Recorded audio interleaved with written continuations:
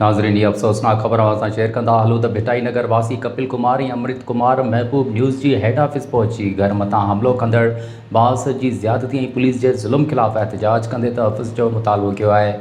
महबूब news जी हेड office में Sachal Sarmast colony वासी कपिल कुमार ऐं अमृत कुमार पहुची MNN न्यूज़ सां ॻाल्हाईंदे चयो त बासर सचल जोयो ऐं संदसि घरवारी सादिया जोयो उन्हनि जे प्लाट ते कब्ज़ो करण लाइ रात जो हथियारबंदनि सां गॾिजी हमलो कयो, जंहिंमें संदसि पीरसन अमड़, दूबी बाई, बीना कुमारी, संदसि भाउ अमृत कुमार खे रिपीटर ऐं पिस्टल जा बट हणी सख़्तु ज़ख़्मी करे छॾियो, जिन खे नाज़ुक हालत में ताक़ा इस्पताल दाख़िल कयो वियो आहे। उनजो त लेटर मिलण खां पोइ हू भिटाई नगर पुलिस वटि फ़रियाद दाख़िल कराइण लाइ विया त SHO अफ़ज़ल ख़ान ज़ादा केस दाख़िल करण बजाए बासर जी बंगार वादे खेनि मोटाए छॾियो ऐं केस दाख़िल करण खां खुदो जवाबु ॾेई छॾियो, जेका ज़्यादती आहे। उन जो चवणु त बासर सचल जोयो ऐं संदसि घरवारी सादिया हुननि जे प्लाट ते कब्ज़ो करण लाइ मुसलसल मौतमार धमकियूं ॾेई रहिया आहिनि। खेनि ख़दशो आहे त क़त्लु कयो वेंदो।